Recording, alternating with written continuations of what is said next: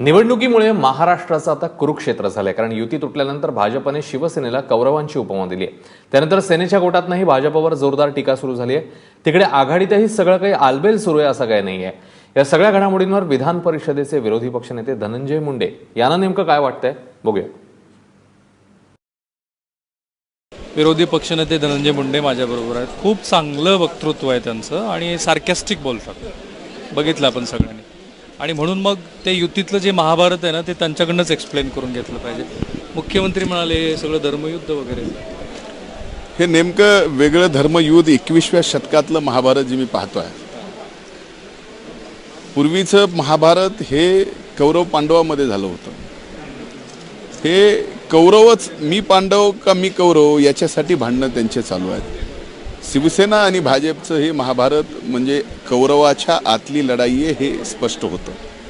सत्तेमध्ये आणखीन शिवसेना आहे, पण सत्तेच्या बाहेर न जाता निवडणुकीपुरतं या ठिकाणी युती तोडायची.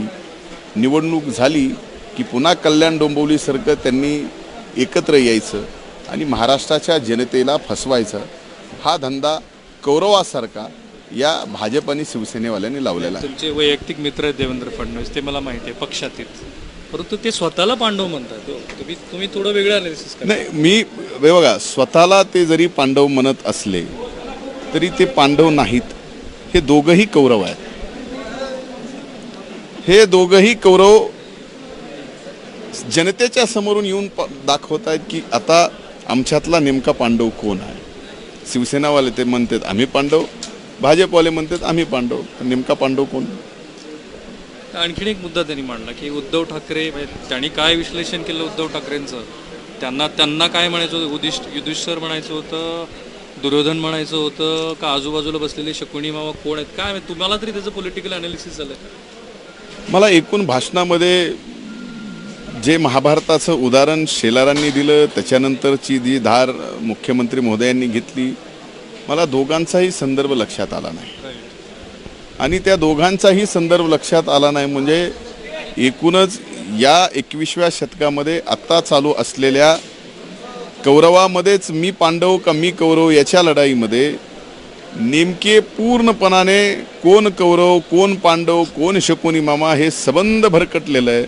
सरकार भरकटलेलं आहे आणि हे दोन्ही पक्ष सध्या भरकटलेले आहेत. हे सगळे कौरव आहेत असं तुम्हाला हे स्पष्टपणानं दिसतं. हे भांडण कशासाठी चालू आहे? हे भांडण काय महाराष्ट्राच्या जनतेच्या विकासासाठी चालू आहे? महाराष्ट्राच्या विविध योजना देण्याच्यासाठी चालू आहे? महाराष्ट्रातल्या शेतकऱ्यांचे कर्जमाफी करण्यासाठी हे भांडण चालू आहे?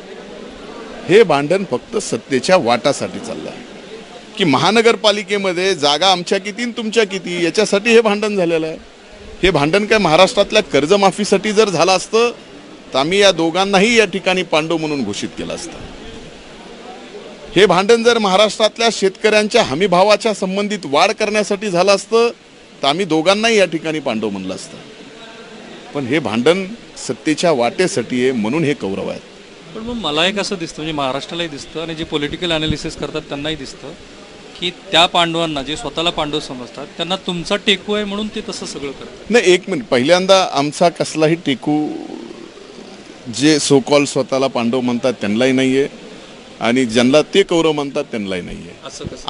आमचा जो काही संबंध आहे तो सर्वसामान्य माणसाच्या समस्याशी आहे. आणि आज शेतकरी असो, शेतमजूर असो, व्यापारी असो, शहर असो की ग्रामीण असो, या भागातल्या ज्या समस्या त्या समस्यावर आम्ही विरोधी पक्ष म्हणून आवाज उठवतो. आमचा ना टेकू आहे ना आमचा फेकू आहे. नाही, तुम्ही एक गुगली टाकली सुरुवातीला, ज्यातनं शिवसेनेची किंमतच शून्य झाली. तुम्ही असं म्हणालात की नाही आता ते जर येत असतील तर आम्ही ठीक आहे, आम्ही तयार आहोत. आत्ताही काल पवारसाहेब तेच म्हणाले की जर ते चर्चेला येत असतील तर मग आमची तयारी आहे. म्हणून जे सोकॉल्ड पांडव आहेत त्यांना असं वाटतं की एक टेकू बाहेर नाही, जो शरपंजरीवर असलेल्या लोकांना मिळतो तसं. आपण कालचं पवारसाहेबांचं जर स्टेटमेंट पाहिलं तर तुमच्या लक्षात येईल की पवारसाहेबांनी अगदी स्पष्ट सांगितलं की आता आम्ही कुणाबरोबरही जाणार नाहीत. आता या महाराष्ट्रामध्ये निवडणुका होतील, त्यामुळं निवडणुकीच्या संदर्भातलं भाकीत हे आदरणीय पवारसाहेबांनी या ठिकाणी केलेलं आहे. त्यामुळे त्याच्याबद्दल आणखीन वेगळं काही बोलणं हे माझ्यासारख्या कार्यकर्त्याला उचित नाही. आणि त्यातून सर्व काही गोष्टी समोर आलेल्या आहेत आणि यावरही सांगितलं की पुढे काही गोष्टी काही विषय असतील तर ते स्थानिक राज्याचे जे आमचे नेते आहेत ते राज्याचे नेते त्या पद्धतीने ठरवतील. त्यामुळं असा काही विषय नाही आहे. आता फक्त विषय एवढाच आहे की हे भांडण फक्त महानगरपालिकेपुरतं आहे का सत्तेच्या वाटापुरतं आहे का नेमकं कशापुरतं मला काय आहे वाटतं? हे 23 तारखेला या ठिकाणी कळणार आहे. हे फक्त सत्तेच्या वाटापुरतं आहे. बरं, ठीक आहे, आता ते त्यांचा पक्ष सोडून देऊ. पण तुमच्यात पण मुंबईमध्ये सचिन अहिर वेगळी भाषा बोलतात, तिकडे संजय निरुपम फार वेगळं बोलतात. मग तुम्हाला खरंच यांच्याशी लढायचं आहे की पुन्हा तिथेही पुन्हा आघाडीमध्ये पण वाद आहे? हे बघा, सुरुवातीपासूनच तिथल्या काँग्रेसच्या नेतृत्वाच्या वर आणि राष्ट्रवादी काँग्रेसमध्ये काही मतभेद आहेत, हे सगळ्यांनी मान्य केले. पण फक्त राष्ट्रवादी काँग्रेस पक्षच त्या ठिकाणी मतभेद करतो अशातला भाग नाही. तर जे मुंबईचे काँग्रेसचे अध्यक्ष आहेत ते ज्या पद्धतीनं वागतात त्याच्या पद्धतीनं नारायण राणे साहेब त्यांच्या बाबतीत बोलले, गुरुदास कामत साहेब त्यांच्या बाबतीत बोलले. आता तर नारायण राणे साहेब म्हणले की ते एकटेच समर्थ आहेत निरुपम या ठिकाणी बोलायला, म्हणजे पूर्ण निवडणूक सांभाळायला. आणि या ठिकाणी जाणीवपूर्वक फक्त राष्ट्रवादी काँग्रेस पार्टीला बदनाम करायचं. त्याच्यानंतर तर आमच्या राज्याच्या अध्यक्षांनी हेही सांगितलं की आम्ही जाहीर केलेली यादीसुद्धा आम्ही मागे घ्यायला तयार आहोत काँग्रेस जर बोलायला तयार असेल तर. त्या ठिकाणी मुंबईची काँग्रेस बोलायला तयार नाही. म्हणजे मुंबईच्या काँग्रेसलाच नेमकं काय करायचं हे आम्हाला लक्षात येत नाही. खाली पृथ्वीराज चव्हाणांशी का नाही जमत आहे? कारण पृथ्वीराज चव्हाण वेगळं बोलतायत, अशोक चव्हाण वेगळं बोलतायत, आघाडी कुठंच होत. मुळामध्ये राज्याचे अध्यक्ष म्हणून अशोकराव चव्हाण साहेब, राज्याचे आमचे अध्यक्ष सुनीलरावजी तटकरे साहेब, या दोघांनी जे काही निर्णय आघाडीच्या बाबतीमध्ये करायचे ठरवले असतील तर त्या पद्धतीनं दोन्ही पक्ष विचार करतात. आज या ठिकाणी गोरेसाहेब आहेत. गोरेसाहेब आमच्या बीड जिल्ह्याचे निरीक्षक आहेत, लातूरचे निरीक्षक आहेत. आम्ही लातूरमध्ये काँग्रेससोबत आघाडी करायचा प्रयत्न करतोय, बीडमध्ये सुद्धा काँग्रेससोबत आघाडी करायचा प्रयत्न करतोय. स्थानिक पातळीवर ज्या ज्या ठिकाणी आम्हाला शक्य दोन्ही पक्षाला त्या त्या ठिकाणी आघाडी व्हावी ही जशी वरिष्ठ आमच्या नेत्यांची इच्छा आहे तशीच खाली सुद्धा जिल्हा पातळीवर मधल्या काळामध्ये वेगवेगळं लढून सुद्धा मधल्या काळामध्ये मतभेद निर्माण होऊ सुद्धा आज आम्ही एकत्र यायचा प्रयत्न करतो. तसं होत नाही म्हणजे मराठवाड्याच्या मान्य आहे मला, काही ठिकाणी होत नाही, ज्या ठिकाणी जिल्ह्याच्या ठिकाणी होत नसेल, पण काही ठिकाणी जिल्हा जरी आपण केंद्रित ठरवला पण काही ठिकाणी मतदारसंघनिहाय, काही ठिकाणी तालुका संघ, असं तालुका निहाय या ठिकाणी आघाड्या होत आहेत. ठीक आहे, राज्याच्या पर्स्पेक्टिव्हमध्ये शेवटचा प्रश्न, दोन्ही काँग्रेसमध्ये मतभेदाचे मुद्दे आहेत काय नेमके? नाही, काही फक्त जागाच आहे, नाही, एका विशिष्ट नेत्याविषयी जमत नाहीये म्हणून चाललेलं आहे? नाही, बिलकुल असं नाहीये. कुठल्या विशिष्ट नेत्यासोबत जमत नाही याच्यातला वाद नाहीये.